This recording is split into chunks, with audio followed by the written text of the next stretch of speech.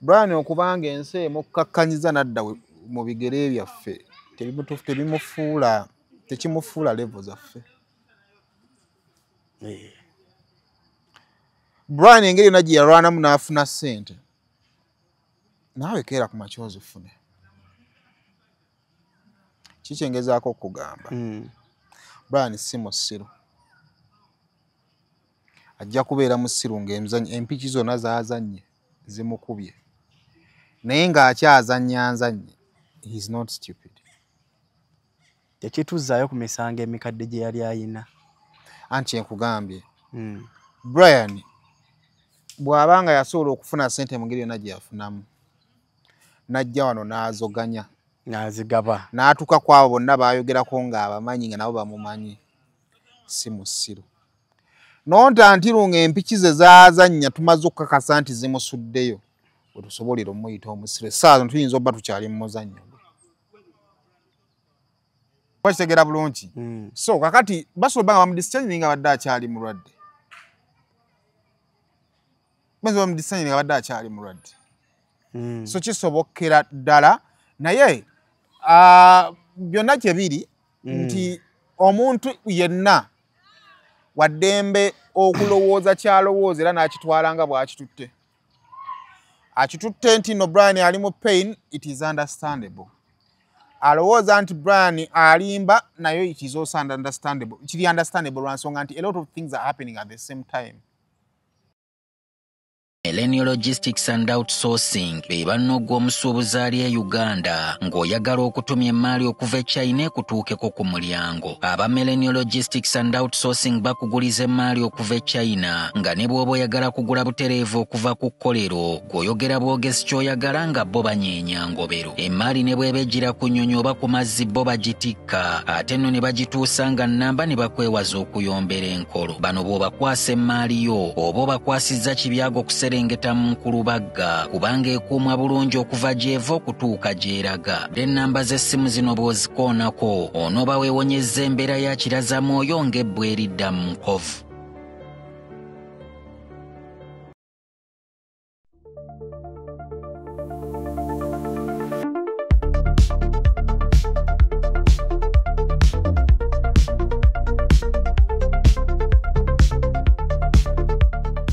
The views and opinions expressed in this program are those of the speakers and don't necessarily reflect the views and positions of this channel. The channel cannot be held accountable for any views expressed during this program. Kati nze leero nze nkyaziza Saimo. Bulijjo yankyaza. Kale omulungi atulaba ku Ground Media UG ate ko Sane Saimo official atugamba okola kyamaanyi nnyo ddala okubanga wakeera ku machannel subscribinga ate n'osalawo okubanga otwala emikutu ginene okubanga gy'emikulu okubanga gikuwa information ku nsonga zonna nga wezitambula mu ggwanga Uganda. Olunaku olwaleero nsazeewo mbe nga nnyumyamu ko ne Simon kuba kati we tuli buli muntu alina side gy'afunyeeko ku musango gwa Muzeeyi Ibrahim abeera Muzeeyi mugagga Brian White yali omugagga Brian White. Tulina statistics omega obugagga wa Brian tebulina bwe bwali documented katosa bwan documentinga wobanga tewasobola kusaba bank statement ye lulinga ajja toyina right egamba nti yali omugagga tusigaze kimu nti mugagga asigala mugagga. Kale ensonga yeeyo omugagga Brian White ensonga ze nga bwe zitambudde ensonga zineno nazitandika Saimo okuzigoberera okuva ku lunaku lw'ennaku z'omwezi zaali 27 kwa 27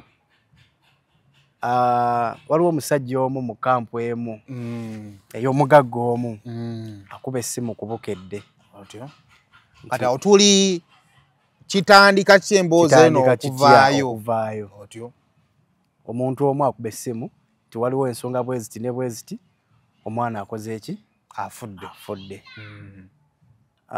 ne tugoberera ensonga awo mwalabira simanye essabo bivuddeyo nga gye tuli behind the camera.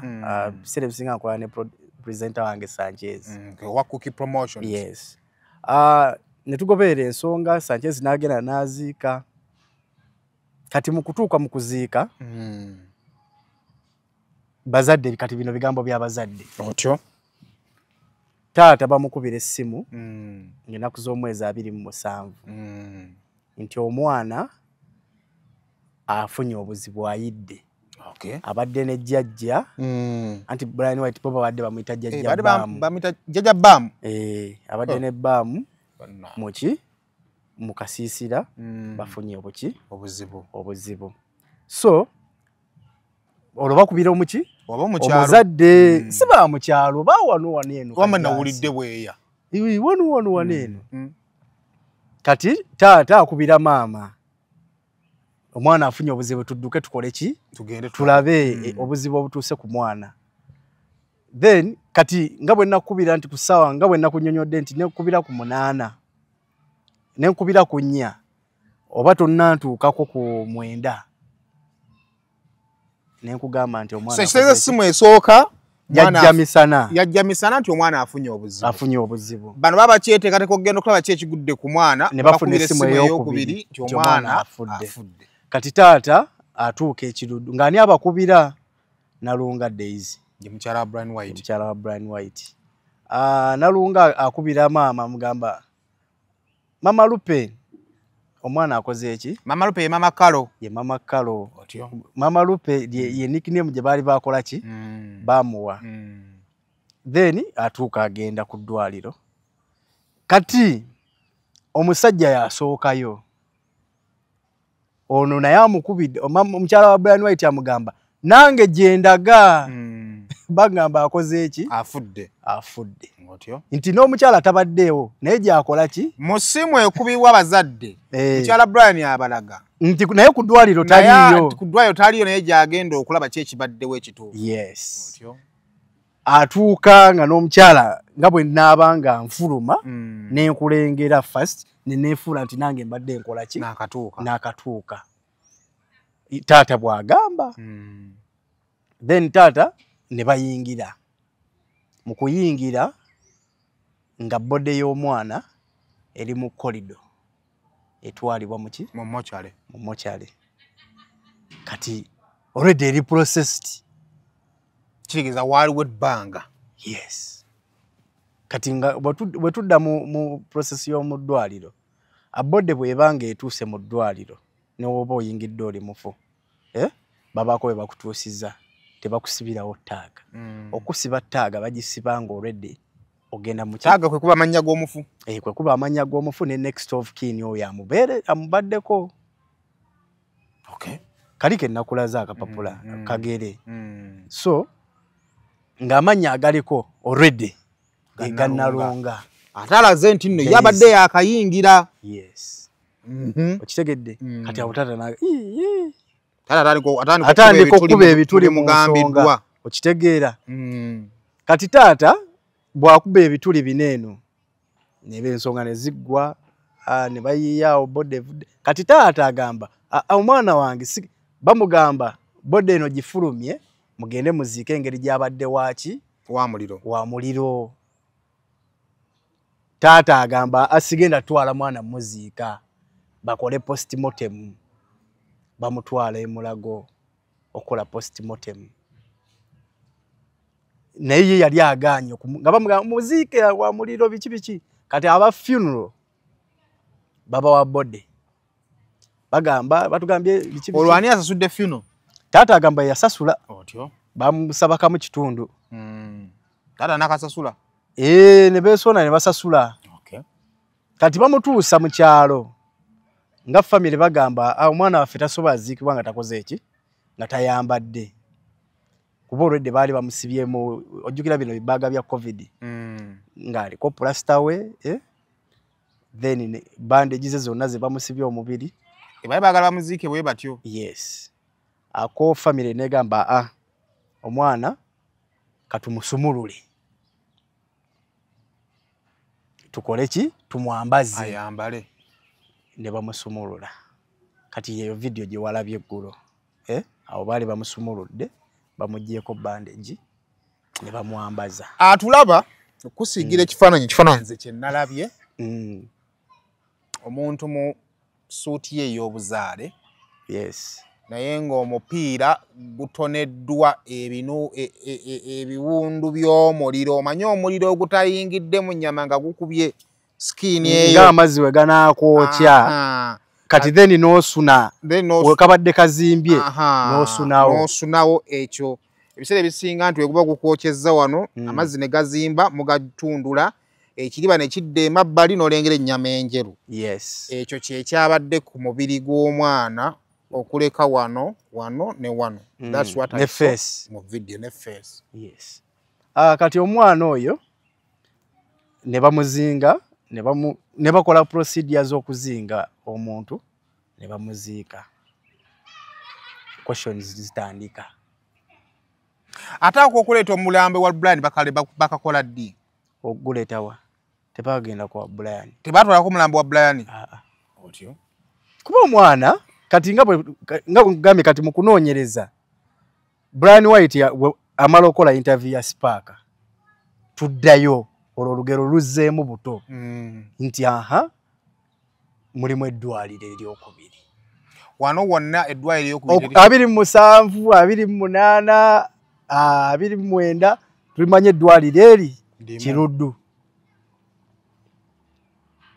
Brian okwogera kwe kutuwa eddwaliro eryokubiri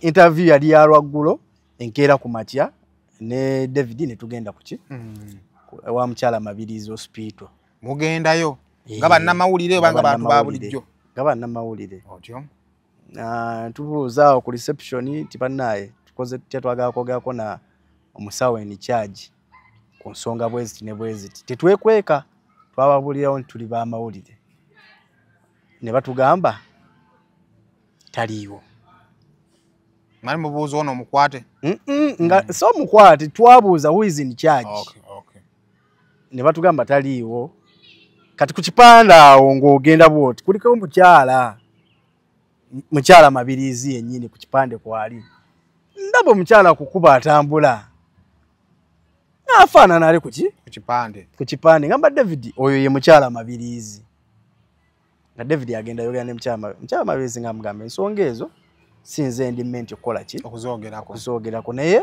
muwala wange yali in charge of the hospital naye takola ki taliiwo David aba ayogera eri nga ntuddeko waliwo abakyala nga banyinyonnyola nasooka nabuuza waliwo awo abawala nambagamba omwana eyajjire wa Brian White yajja ddi nga omanye olugambo oli n'abuulira n'asitukirawo bamuleeta ku mwenda abajaasi 2 n'omukyala omu nga bamusibye n'amaki amasuuka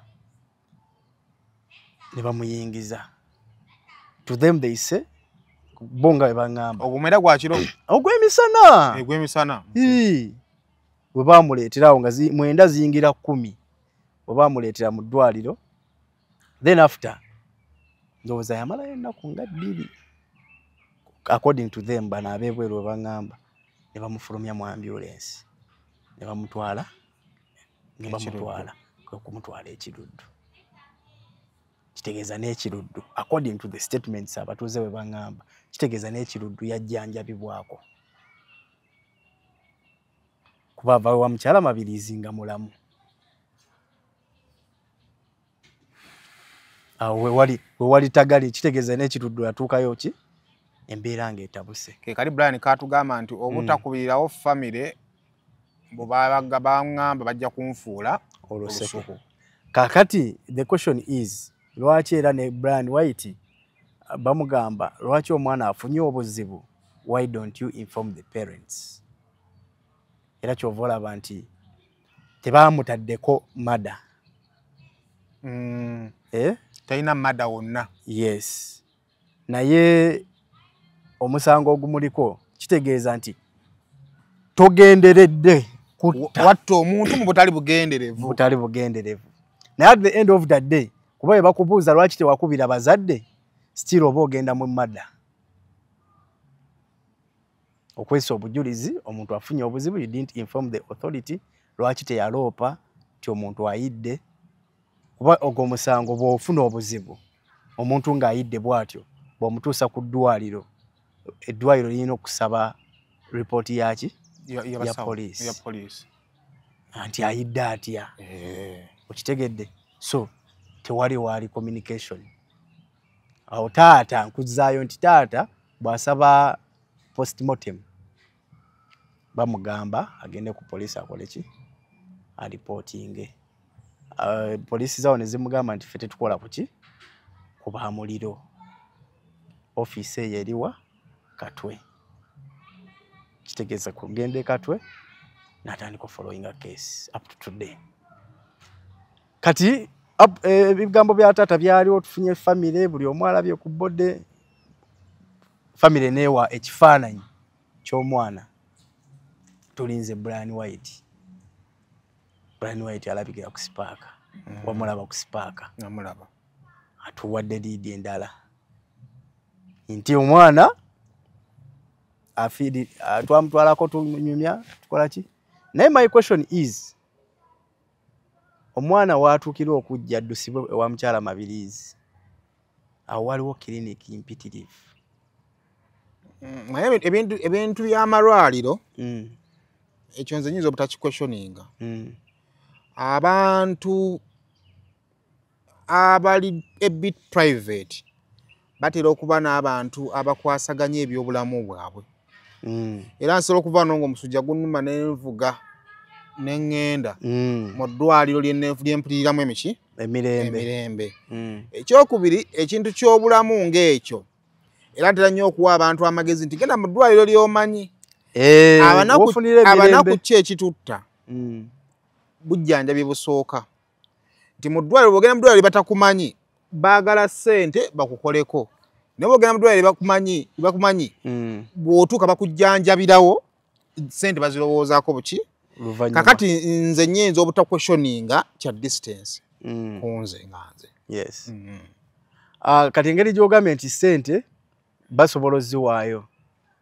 according to police egamba nti omusawo eddwaliro lyagaana okuta omulwadde agenda afuna obujjanjabi obusingako lwa ssente kale esobola obba twist endala naye bwe nali n'omugagga n'agamba ekyo kya bulimba bwe nali omugagga n'agamba kya bulimba era banoonya we banteerako ekya negligence era omusango weeguli ekitegedde bulungi nti baagala balage nti nno nze nalwawo omwana w'abandi n'atuuka okukola ki okufa seeyo omugagga yamaliriza ekyo ekya ssente akigaana kakati Simon lwaki njagadde twogere watuulako ne Brian White n'ofuna view ye njagala atulaba Brian White kati wetwogerera okuva keesi eno webaddewo omufeesinze emirundi 2 kitegeeza olabye ku Brian White wa mirundi 2 njagala otuwe ekifaananyi mu bigambo bye yakuwa last time ne kugolabye leero what is your say ekisooka Brian gwe nasooka okulaba nga tuvudde ku bulumi bw'oku mubiri obwali bukwekeddwa wansi wa bandage psychologically wasn't okay lwaki nkugamba bwe ntyo nsemba okusisinkana Brian White si bbanga ddene emabega kuba recently wale ngamba Brian White Brian White oli omukadde mu bulamu bwa nga tanagenda Dubai zagiringanga emyaka 3 emabega yes ne Brian bwe namusisinkana nga yanzijukira emyaka nga 6 emabega he continuously made these statements to omwana ono akuze naffe tukuze kale obadde muto emabega kaawo sitya gwe ntya Katonda he made those statements naye ng'ate akimanyi nti nze seeyimo waki nkugamba bwantyo nti byonna byatugamba ne byatatugamba biyinza okuba byamutokyalinga whatever was happening oba whatever is happening in his life byamutokyalinga psychologically ekyo nekiteekawa ebbali wali mu ndabika y'obulamu n'owaleero Brian yali asobola okwogera obulungi naye era ng'omulaba ali on panic ekyamutuusa nako kuba akuuma kano ka beeping kana aka beeping ko omulimu gwa kupima pressure ne woba oli mulamu ne woba oli mukola ki kayina we katukane kasuka kakuba omulundi gumu nga kitegeeza nti nno obulamu bwe bulina kye bulwanagana nabo breath ye ayina we yatuuka nga omulaba sabubi ekyo kisobola okuleetebwa obunafu mu bulamu kisobola okuleetebwa panic eri mu bulamu bw'omuki bw'omuntu n'okwennyamira kw'abaakola ki ne ku birowoozo byalimu so kakati sisobola kumanya ku byonna kyekyaleeta ekyo kati ekyo nakyo nsobola okukissawa ebbali nze bwe nva mu ddwaliro navaayo I'm partly convinced, I'm partly confused. Convinced to what? Confused to what? Emboozi gye yali anyumya ng'erimu abantu bangi nga kizibu okuba nga alimba naddala mu ntandikwa y'abantu we basisinkanira. Kati ensisinkana ya Brian ne famire y'omuwala n'omuwala kuleetera okulowooza nti famire eno nga yayanguwa okugenda mu bulamu bwa Brian nga yamwesiga nnyo. Ye Brian nga naye yayanguyira okuyingiza famire eno. Famire eno nga babadde bali wamu. Okusinziira mu bigambo bya Brian White. Ate bitasobola kwegaanibwa nti mulongo ye yamundeetera. Maama najja kati nga bonna baayogerako baajuliza balamu. Nga kitegeeza bw'alimba ekyasobola okujja ne bagamba olimba. Tetunnafunayo agamba nti Brian yali akola ki? Kitegeeza byonna bye yali atunyumiza eby'omwana ofuuka ebyokugira okulya amagi byonna. Ng'emboozi ogiwulira eri confusing. Partly confused. Kakati incident in discussion nga it is confusing. Naye nga sisobola munenya lwansonga nti mu observation yange eyasooka nti nze nasensinga panic mu Brian. Kakati era kyovula nti bwe njogera Kasuku namusaba yeetaaga abantu be. Wamugamba Kasuku Brian White yeetaaga abantu be. Abaddala yeetaaga abantu be sifa abayitamu obuyisi. Osanga ayinza obba ayina kyasobola oku opening up to those close people. Oba ontegeera. Era ndowooza nze nti ne mukulowooza nti Kasuku bw'amala otegeera that site obula nti takyaddiza nnyo Brian. Oba okitegeera. So kunze kati ekyo kye navaayo ndaba. Kye ndabye olunaku olwaleero. I was just confused. What made you confused? Confusion yange esooka lwaki eddwaliro liba lireleasinga omuntu akyali omunafu okugenda okuwulira emisango.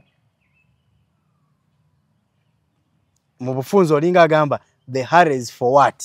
Ekisooka bw'abanga ali under your control lwaki temumulinda n'akola ki? Naawona.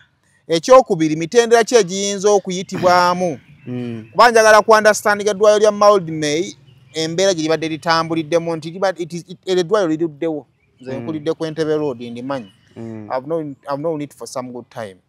Ne libadde likipinze low profile naye ate nga ddwaliro ly'amaanyi. Yes. Era waliwo n'abantu bangi nnyo ekika ky'abantu ekiriganyulwamu. Bo bangi babeerayo. Ontegedde bulungi? Ate naddala abo be yalangidde. Kaakati mu mbeera efaanaganako bw'etyo teryandyagadde to get contaminated. Mono saga. Ne bino ebigenda mu maaso. Kubanga oliro omusango gulimu n'omusawo agulimu. Naye process mu release nga yandibadde etya bw'oba otambuza omunafu osookamu kuba pain killer. Why do you skip that point? Mu kulaba okuko engeri gy'olabyemu Brian White abadde munafu abadde atya? Kakati pain does not necessarily weaken you. Waliwo omusiraamu awo yafiira awo Namboole emmotoka yeegatta n'emufumita ku musuwa ogusinga otwala omusaayi yafa alaba nga n'okwogera ayogera paka bwe yaggwamu amaanyi.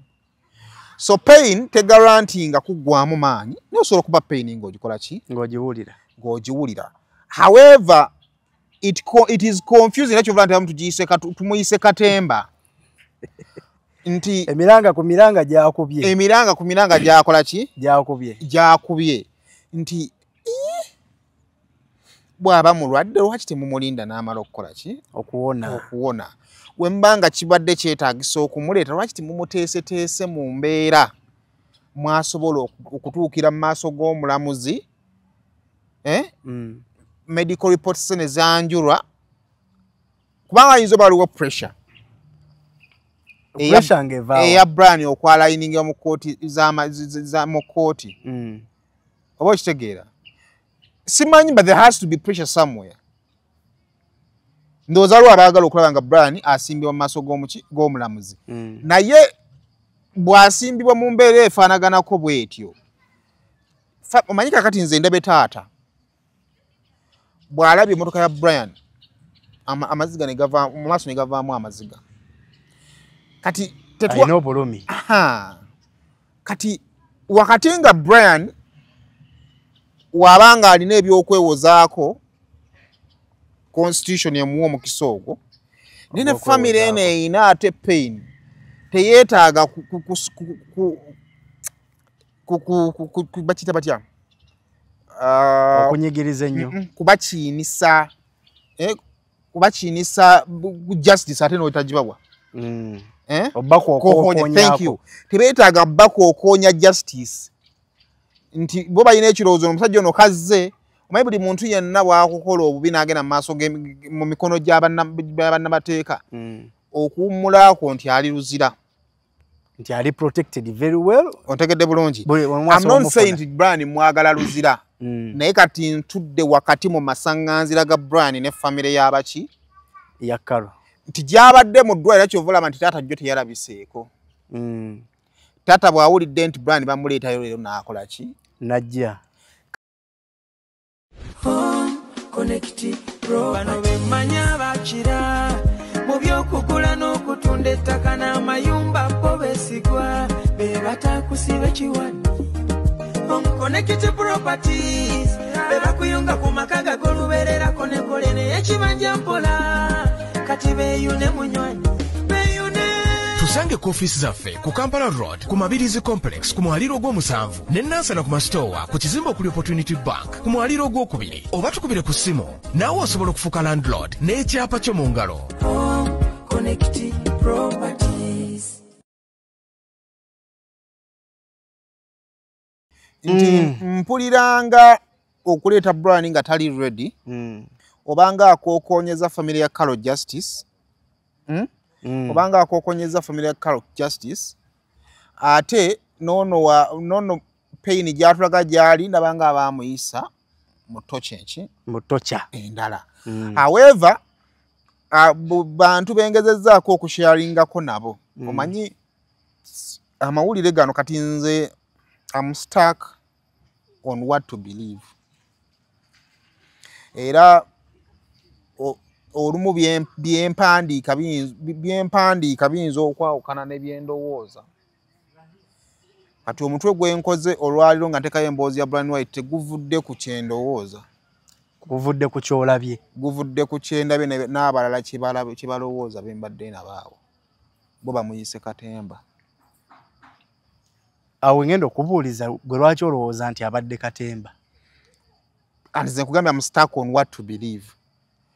Oba ontegedde? Emmotoka ya Brian White webadde ejja temubadde miranga. Baguddewo kaseero nga temuli miki? emiranga givudde nga bamusitula omujja mu kaseero omutwala mu kkooti wegitandikidde bamukosezza. Kati ekino kirimu ebintu bibiri ate gye twetaaga okwetegereza obulungi ennyo. Otegedde bulungi?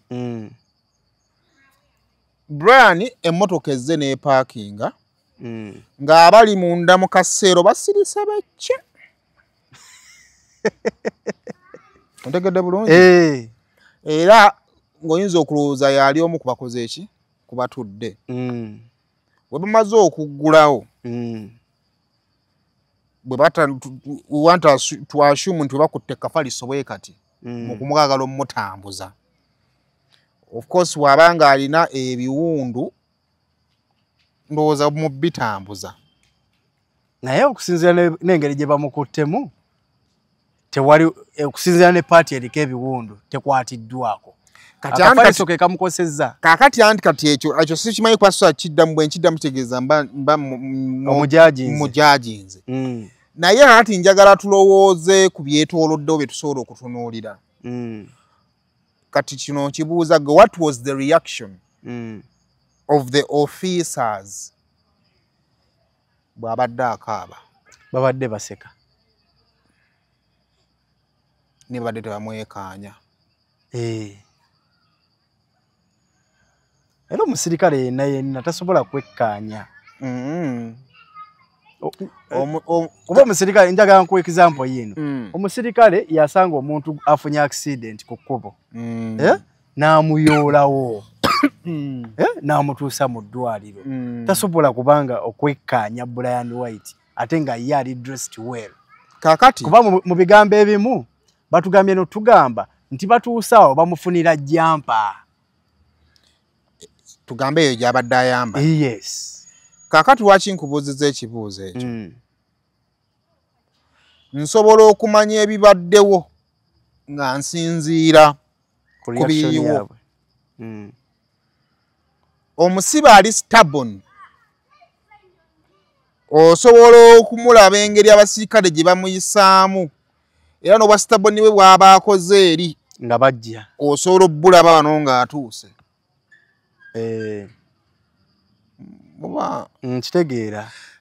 Kitegeeza nti Brian gino emiranga bwe gibanga mituufu agikaabye okuva lwe bamufulumiza Maldimey.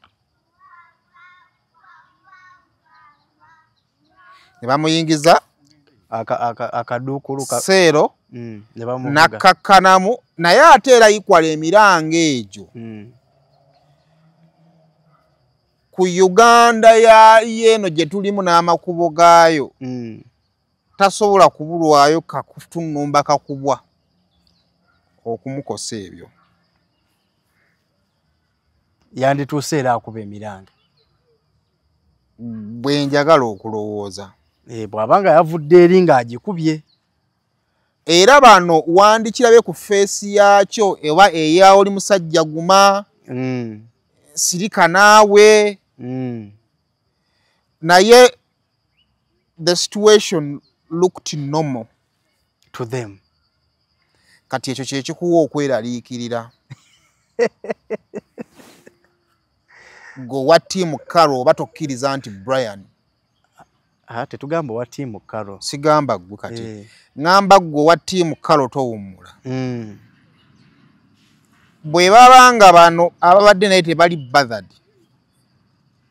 Kikuwa okweraliikirira nti bandibanga bali kimu. Abasinga abatakkiririza mu Brian kyabadde akola baadde bagamba buying time. Era mu kulowooza kwange naye ndowooza buying time.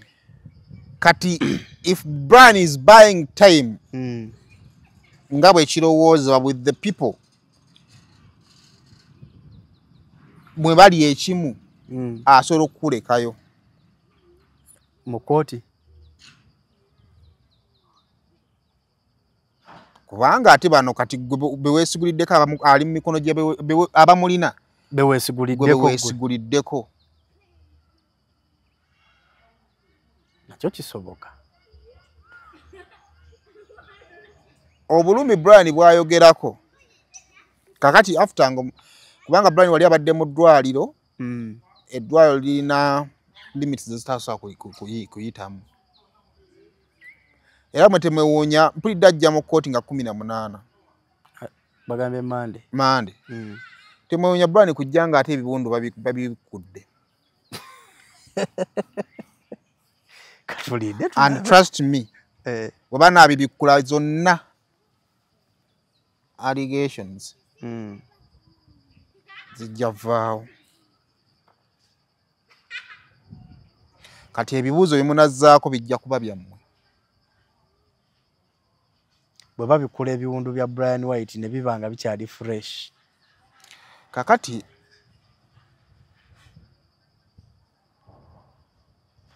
the freshness of biwundu maye waliwo ebintu ebimu nga bikoma mu firimu ontegedde naye ate nga bisobola okubeera okukolebwa mu bulamu bwa bulijjo ndaba gyojja ontegedde naye ate nga kizibu omuntu wa bulijjo kikola ki okukirowoozaako kubanga if Brian is buying time ng'abantu bwe baagala okukigula ng'ali n'abantu abasobola omuyamba n'agula obudde nga bw'ayagala obbugula asobola olekayo family asobola obbalekayo njagala tutunuulira ebigambo ebibadde biva mu Brian White ng'ali wansi awo amenye ku bantu ab'enjawulo agambye bamafiya mpanise munsinze munsonyiwe n'agamba Museveni tewandikoze bwoti Kyagulanyi jangu nyambe abo bayogeddeko leero bwe tudda ku be yayogerako luli bagamba abamulwanyisa ghetto structure fena tumumanyi Calvin gwabadde agamba bwe yayogerako luli ye kanso waki wa family so kati confusion kakati Brian okubanga ensi emukakkanyiza nadda mu bigere byaffe tekimufuula level zaffe Brian engeri yonna gye yalwanamu n'afuna ssente naawe keera ku makyozi ufune kikyengezaako okugamba Brian si musiru ajja kubeera musiru ng'empiki zonna zaazannye zimukubye naye ng'akyazannya nzannye he is not stupid tekituzzaayo ku misango emikadde gye yali ayina anti enkugambye Brian bw'abanga yasobola okufuna ssente mu ngeri yonna gye yafunamu n'ajja wano n'azoganya n'azigaba n'atuuka ku abo bonna baayogerako ng'abamanyi nga nabo bamumanyi si musiru nonta ntirunga empiki ze zaazannya tumaze okukakasa nti zimusuddeyo bwe tusobolera omuyita omusiru essaawa tuyinza obba tukyali mu muzannyo so kitegeeza nti tuli mu firimu ye we are partly in his game because ekibadde ku kkooti mu mbeera yonna abadde kati saagala muntu ajjawo bulumi bwa Brian kubanze nalabako ku kibundu kya Brian naye nalaba kya mu kigere baali bakyandaga ne mbagamba nedda bannaaye zisobola ebiwundu obitya mbitya so kakati sosa wakanya bino kubanga baali bakyakola ki bakyandaga naye abadde asobola okugumiikiriza kooti n'emusomera muki omusango anti kooti bwe kusomera omusango nti Saimo okuvunaana guno bwe guti ne bwe guti the next part nga bamaze okusomera kudda mu custody prison anti naye era balooya bo tabadde na looya awo tabaddeewo kati ekyo nakyo kyenkugambye nene balooya basobola okwanjulira kooti basobola kugamba nti ono tusobola kumweyinamya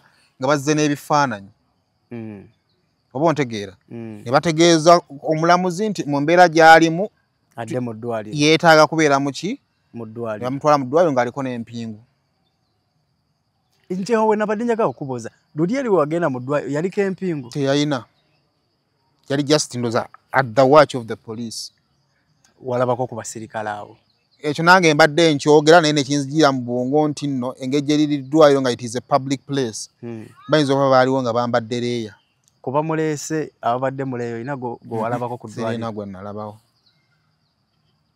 sirina gwe nalabawo ekyokubiri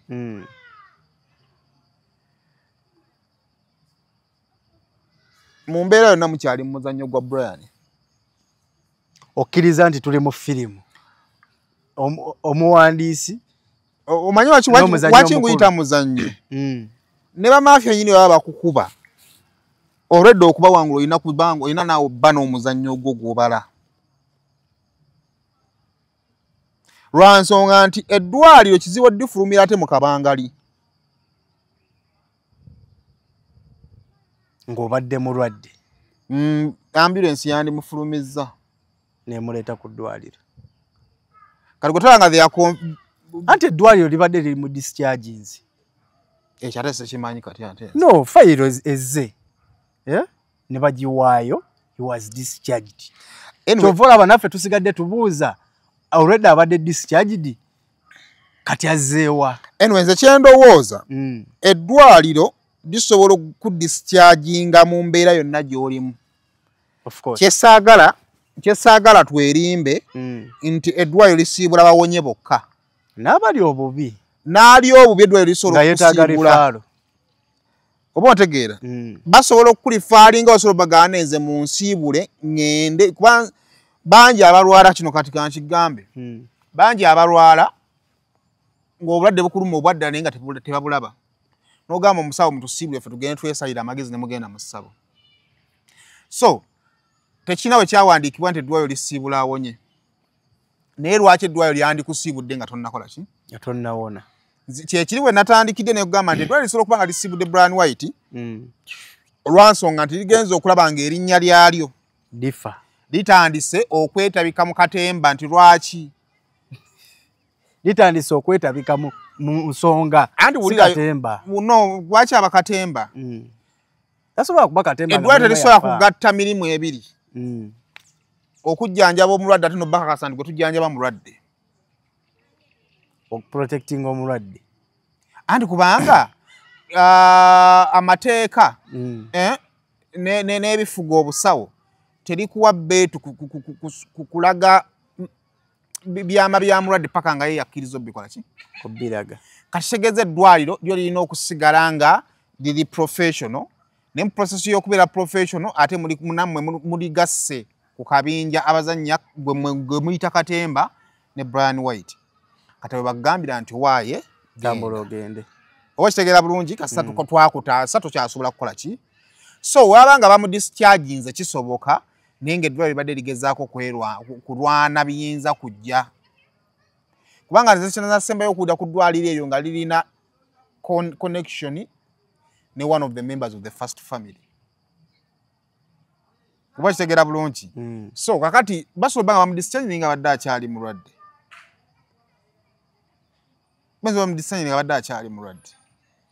so kisobokera ddala naye byonna kye biri nti omuntu yenna waddembe okulowooza kyalowooza era n'akitwala nga bw'akitutte akitutte nti no Brian ali mu pain it is understandable alowooza nti Brian alimba nayo it is also understandable kiri understandable lwansonga nti a lot of things are happening at the same time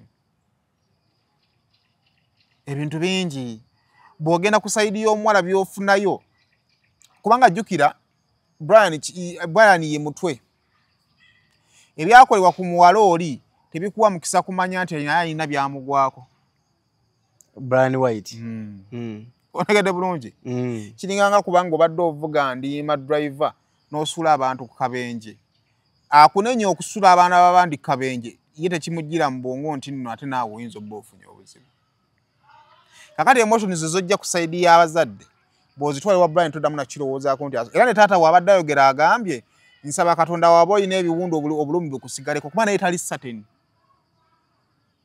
takakasa oba Brian alimba batakola ki oba tali mu bulumi naye ndowooza kye twetaaga okuggyawo ebyo byonna kwe kufuna olutula lwa kkooti olw'obuvunaanyizibwa nga ne Brian alina abamukiikirira weba byetaaga kulaga biwundu biragibwe kkooti. According to the charge sheet eyafulumye eggulo evunaanibwa Brian White n'emisango egimuvunaanibwa emisango 8 kiraga nti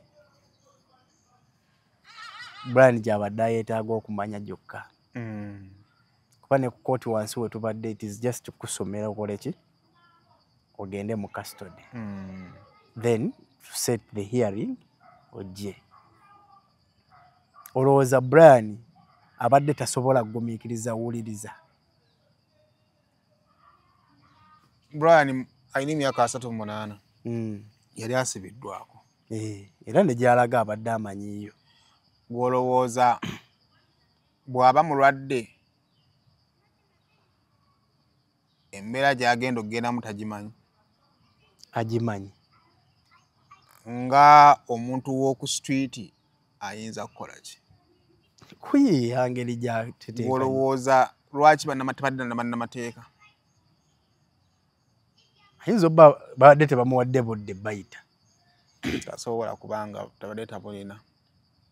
Kuba the question is lwaki tebazze? Buli kimu kyadde kipulaningiddwa. Waliwo kyebayita code of conduct, waliwo ebintu omulamuzi byatasobola kukoleramu. So kakati ye lawyer akitegeerawo nti gwegenda you have this but exaggerate it. You might have the pain but please exaggerate it. Oba okitegeera tokkiriza kugenda luzira ssaawa zino. Ekisooka purobulamu bwo oba ontegeera ne ku lw'ebigenda mu maaso. Osanga ne Brian naye akyalina obujulizi bw'akyalina okuteeka awamu. Oba okitegeera agenda ofeesinga omulamuzi ng'ali prepared. Oba osanga ayinza okubaako by'ayagala okukwasaganya okuva ku njuyi ezimu nga bw'anaagenda mu kkomera biyinza obutakola ki?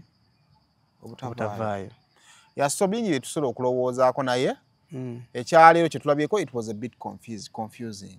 Kibadde confusing osobola kiyita katemba. Akiyita katemba talitalwana na Brian White ate waliwo n'asobola kiyita obulumi naye kiri confusing because tekibadde tekitegeerekeka. Naye amaliriza nga tebagimusomedde. Bwe kaba kazannyo asiko walinzi. Nsagala kayita kazannyo but bwe kuba kulwanira bulamu akyakiivinze. Ekkomera muganda wange naddala mu mbeera abantu gye batugamba gyali musaazi ono takyalina ssente. Ogenderayo mu eyo embeera. Asigadde wabweru asinga mu mbeera yonna. Ekyokubiri Brian alina obuzibu kati. Brian bw'ayingira ekkomera ayinza okubulwako ayamba ne bw'abanga mutuufu. Olede mukyala we gwe baasoosezaayo. So kati this little time he has alina okukozesa kati ate ojja nassanga obuzibu n'amasimu ge kati gali amasimu ga trackingibwa. So byebyo omugeyiga atutabudde naye tugendera awo. Nga tumaliriza njagala tusooke tutunuulire ku bigambo bya taata byavuddemu olwaleero. Kiraga ki eri ensi? No taata tosobola kudibetinga muntu ali mu bulumi yafiirwa mwana. Omwana ali myaka emeka? Abadde myaka 20 abadde agenda mu 26. Bweba yali mamwanyi zibadde zitandise okunoga.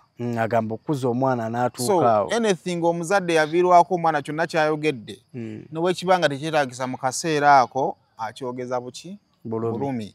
Taata kye yeetaaga kyokka okulaba ku nsi at least naawulire nti Brian ali mu kkomera. Kyekyokka kye kisobola omuwa okuwummula. Ebirala byonna abyogeza bulumi ate ng'obulumi butuufu omwana yafiira mu maka ga Brian White. Engeri gye yafaamu kyekyokka kye tusobola okudibetingako kye tusobola okubaganyako ebirowoozo naye omwana yafiira wa Brian. Yafiira mu mikono gya Brian? Yes. Tuyinza obba teyafiira waka naye nga yafiira mu mikono gya Brian. Kakati ebirala byonna tusobola obikubaganyako ebirowoozo naye ekyo kikulu nnyo kimanya bwe tunaamala okukimanya taata tujja mmutegeera era ne Brian kimugwanidde mmutegeera. Pozi kyendabyemu nti Brian taata toddamu omuvumo oyinza omwetaaga. Ani? Brian tadda muvuma taata. Oyinza omwetaaga. Kendeeza ku kibonerezo. Oyinza omwetaaga. Omanyi omuntu bw'amala okufa aba afudde. Waba tewali kyakozza. Brian basobola okugumusalira n'ate osobola okukirowoozaako era nga tolina kyogenda kukola ki? Kufunamu. So space eyo ey'okwogerezeganya girekeewo osanga bisobola okugezaako okugonda kuba ekirungi nti omusango si gwakutta. Naye bukyasobola okwamendingibwa charge sheet n'ekyuka. Kijja kusinziira ku ngeri taata gy'anaanyiigamu kubanga wano bye nnawulidde ebirala awo. Wabiwuliddeko? Tabiwuliddeko. So kakati byonna amawulire gakyamanyi ate ne bino bye mwogerako bino bye mulowoozaako ate balala balina ne school of thought kati omusango gwa Brian guli confusing, very much confusing. So nze ndowooza mu busungu obungi Brian taata sooka omukole ki? Omwesonyiwe. Sooka omwesonyiwe. Ne kansa amweso abantu bonna amawulire abesonyiwe. Amawulire essaawa zino nagaagaleke lwa nsonga nti Brian naye muntu. Brian mu kubeera omuntu alina batajja kuttira ku liiso. Kwogerako. Ontegedde bulungi?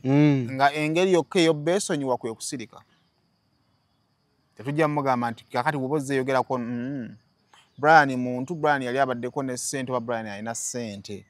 Kakati mwe kino njagala kibagana ekintu kimu nti omuntu kyoyogedde nga kiki. Omuntu eyali abaddeko ne ssente. Eyali akusapootinzeeko yali akukoleddeko ekintu. Asirika busirisi naye olunaku lw'oli munyiiza olutuufu lw'olimanya nti yakuyamba era akyakitwala ng'ekikulu. Somawulire g'alina okwesonyiwa nga Brian ng'omuntu. Naye byonna gy'ali kimanyi akyalina access ku ssimu ye tumusaasira by'ayitamu. Waliwo natandikidde n'agambye nti he's a bit psychologically disturbed. Kitegeeza taata kyagambye bamutwaleko ebutabika mutuufu. Kyonna and by the way era bwe bamutwala ebutabika embeera gy'alimu aseera asobola obbalekayo. Brian mina bingi emutanda Brian abingi nnyo Brian byasobola okugezesa essaawa zino because mu byaddala omuntu omu yanyumizaako emboozi asikaali yatta tenant. Naye bwe buno butenanti ne kajja ne kakuba eŋŋombe eddakiika emu bbiri n'otajja najja naggula ku gate ne kamukuba oluyi. Musajja watu naye alina ebizibu bye. Yamukuba mawokoti egyo n'agweri. Tekaddamu. Mu confusion namukwata n'amusuula mu septic tank. Asikaali. Buli yawuliranga emboozi eyo nga omusajja omutemu oyo. Naye nga asikaali alina olugero olutuufu. Kakati abantu bagwa mu shit nga teri planned. Oba otegeera? Shit can happen. Kati nga yenge ekisinga okukuluma n'okutabula okusuula eddalu. Why me? How I wish no nasikola bwe nti. Kati ate omusala osobola n'omutwala ku mutwe n'akulekayo ne bagamba mulalu. Ne basooka bajjanjaba omutwe. Era ebyo temubigezesa.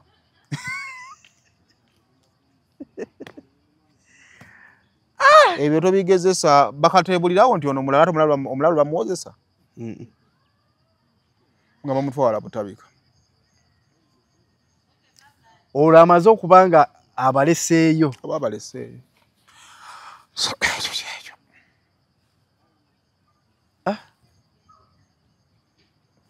Kyekyo. Naye nga kalo tumusaba awummule mirembe. Ng'abamu bwe bagamba nti towummula ofune obwenkanya nabo batuufu. Waliwo n'omuvubuka eyakubye oluyimba mu nsonga zino. Of course buli muntu yenna bw'afa. Oyo nno omuvubuka eyakubye oluyimba abo oba ojjukira vidiyo ya Spark naye Brian White yamwogerako. Ne Brian alina abamukuba baalaba. Mulimu abamukuba. Omanyi buli musango we gujja. Kuba ye yeebuuza ensonga lwaki gutambudde nnyo. Kakati Uganda njagala twejjemu omuzoogo. Emisango girina kutambula bwe gityo.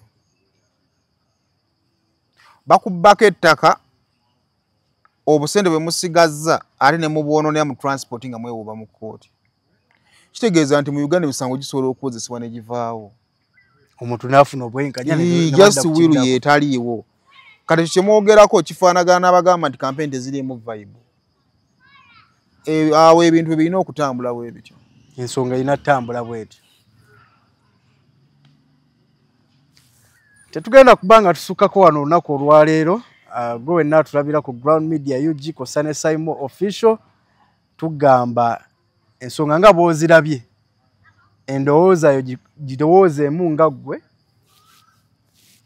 Otegeere buli kimu. Mwetegere mulabe nnyo, mwetegereze muyige. Omanyi ku nsi kuno twali kipya kikolebwa. Kituufu. Naye just abantu ebizibu bigwa ku bannaffe ffe tetuyiga.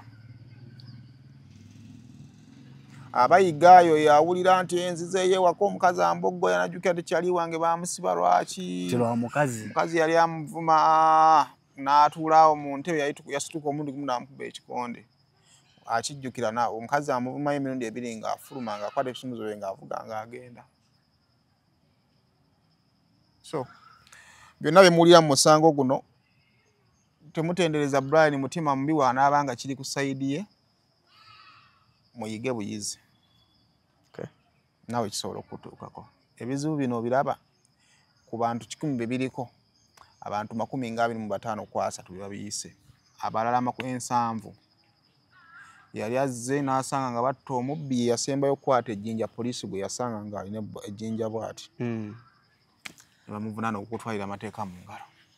Njagala okutegeeza famire y'omukyala bannaye ffe tukola mulimu gwaffe. Njogera ku famire ya Nalunga Daisy. Atukola mulimu gwaffe. Baakoze batya? Baatandise otusongamu olunwe nti ensonga tugiremeddeko nnyo. Naye tukola mulimu gwaffe. Ne famire eya Karo yeetaaga obwenkanya. N'ensi yeetaaga okumanya ekituufu. Anyway, kakati eyo nsobya eri mu kukolebwa.